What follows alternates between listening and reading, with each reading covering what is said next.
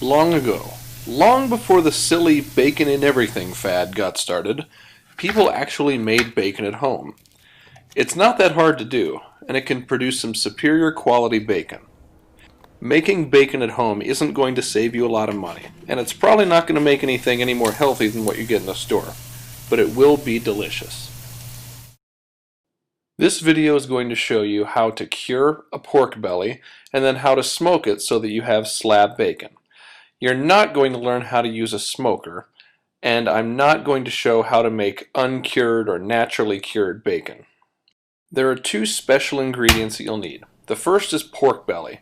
I'm using a 3-pound slab that still has the skin attached. If you have trouble finding this, try asking a butcher, maybe a pork producer at a farmer's market, or go to an Asian grocery store that has a good meat department. As with anything, the better the quality, the better your bacon will be. The second special ingredient is curing salt, which is often referred to as pink salt. It's sold under a few different names. I was able to find pouches of it at the Bass Pro Shop, but it can be ordered online. Check the links in the notes. No matter which brand you have, it's going to be the same makeup. 93.75% salt and 6.25% sodium nitrite. I could make an entire video discussing the pros and cons of sodium nitrite, but the reason why it's put in this is because it kills the bacteria that can cause botulism, and then it also preserves that nice pink color, and it gives it a flavor and texture that you just can't get without using some sort of curing agent. Although the amount that actually goes into this recipe isn't much to be concerned about, there are some things you should know about the ingredient. First of all, that sodium nitrite part is toxic, and too much at once can be fatal. It's a powerful antioxidant. Frequent consumption of cured meats can lead to long-term health problems, and it should be stored out of reach of children. I know this sounds like something you probably don't want to eat or even have in the house, but if we think about the facts that I gave about this product, they are eerily similar to another product that you might be familiar with. Beer!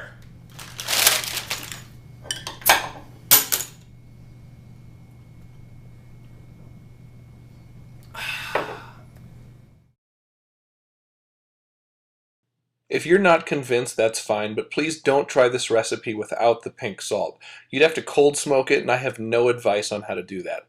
Stick to something you could get in a store. This uncured bacon from Trader Joe's is excellent. The recipe I'm going to show is inspired by the one in this book, which is a great resource if you're interested in learning how to make sausages or a variety of other old world meat preservation techniques. To cure this 3-pound slab of pork belly, I'm using 40 grams of kosher salt. I use Diamond Crystal kosher salt, so 40 grams is about 5 tablespoons. If you use Morton's kosher salt, you'll want to make it 3 tablespoons. Next is 1.5 teaspoons of pink salt, and then 40 grams of maple sugar. If you can't find maple sugar, brown sugar is fine. 40 grams would be about 3 tablespoons. Beyond the salts and the sugar are where you add some extra flavor to the bacon. For this recipe I'm using 5 cloves of garlic and 4 whole jalapenos. It takes quite a bit to give any extra flavor to the bacon. The recipe in the book calls for, I think, a 1/4 cup of maple syrup, which is pretty good for breakfast bacon. You could also use black pepper, any herbs that you like. Basically, it's up to you. The pork belly goes in a gallon-sized zipper bag, then the cure mixture will be added to that, and it's good to really rub the mixture into both sides of the pork belly. Then the air needs to be squeezed out of the bag, and this will go into the refrigerator skin side down. The bag will need to get flipped every other day, and I'm starting on a Saturday, so it'll need to be flipped on...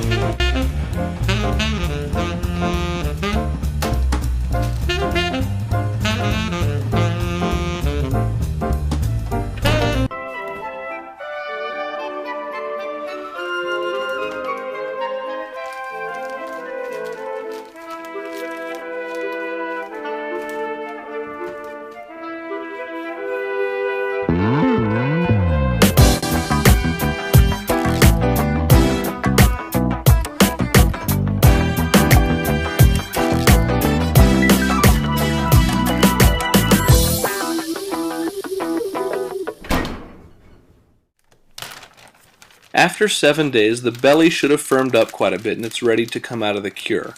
The seasoning should be rinsed off the surface, and this also takes care of a lot of the saltiness. It needs to be patted dry and then put on a rack above a pan. That's going to go into the refrigerator for 12 to 24 hours. This gives the meat enough time to develop a pellicle, which is when the surface gets a little dried out and kind of tacky. That helps the smoke flavor to stick to the meat. And when it comes to smoke, you'll want to go for something relatively mild. Fruit woods are best. Things like hickory are way too strong for bacon. The reason why you see so many applewood smoked bacons is because applewood is perfect for smoking bacon. I like to use the chips.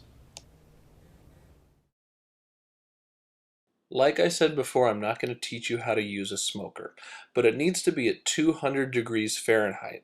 The pork belly will go in there, skin side down, until it reaches an internal temperature of 150 degrees. Should take about 2.5 hours. This is my homemade smoker. It's a little goofy, but it gets the job done. If you don't have a smoker, but you do have a grill, I'd encourage you to look up ways to use it as a smoker. At the very least, you could put the pork belly in there and hit it with a lot of smoke for like 30 minutes or so at a low temperature.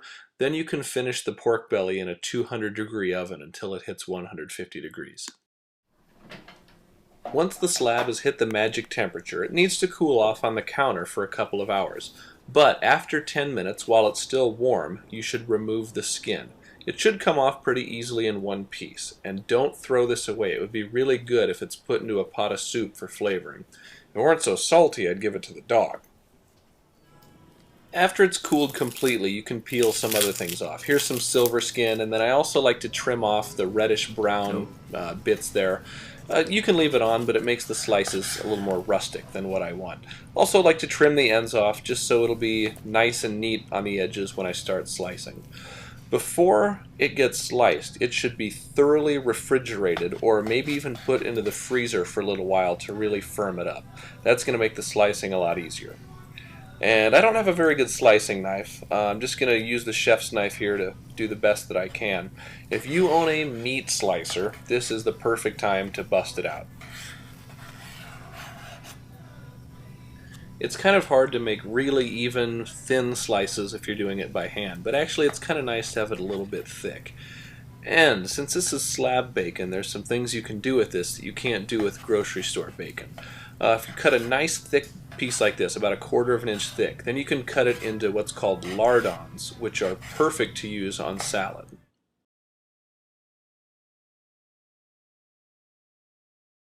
Personally, I think the best way to prepare strips of bacon is in the oven, but it's not quite as satisfying as doing it in a frying pan.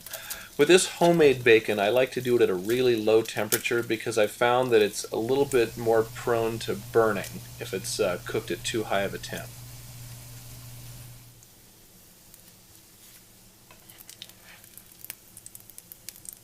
So yeah, there's some bacon.